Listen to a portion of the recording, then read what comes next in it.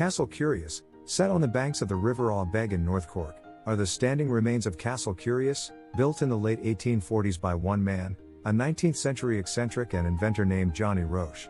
The property, or what's left of it today, is certainly beautiful to behold. The building, Castle Curious, is now roofless, but it was originally designed and constructed by local eccentric and inventor Johnny Roche, who used the castle as a workshop, smithy, a mill, on the close-by River Aw Beg, and his home. It's little wonder that Roche was regarded at the time as a local celebrity. Born in the early part of the 19th century, Roche married and emigrated to America, in about 1840. According to the local Killavullen County Council history page, Roche and his wife soon parted ways, and the Irishman traveled in the US for a while before returning home to Ireland. Roche is said to have built the massive structure, Castle Curious, in 3 years, all by himself.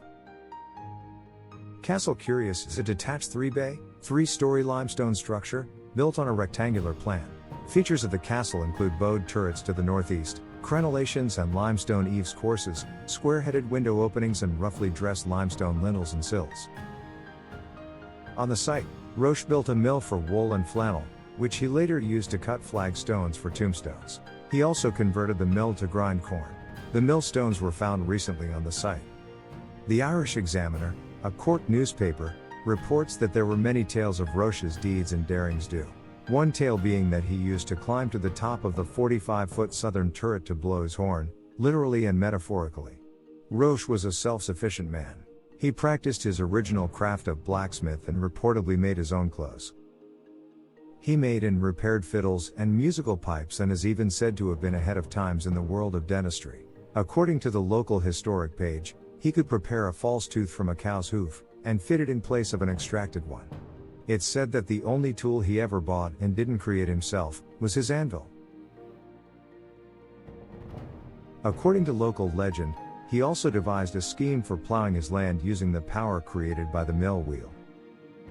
Apparently, he was about to make his own rope by growing flax for the hemp, when an admirer donated the rope.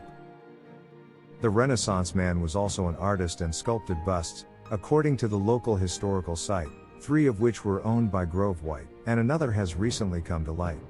As the local site asks, if discipline were added to his genius, what might have been achieved? Johnny Roche died on February 10, 1884. Sadly, he was not buried in his self-built tomb in the middle of the River Aw Beg. For the tomb, he had prepared his own epitaph which read, "Here lies the body of poor John Roche, he had his faults but don't reproach, for when alive his hearth was mellow, an artist, genius and comic fellow." It's said that Coroner Byrne had nixed Roche's plan to be buried in the river, advising him, "Go, rest thy bones in Mother Earth and don't pollute the river."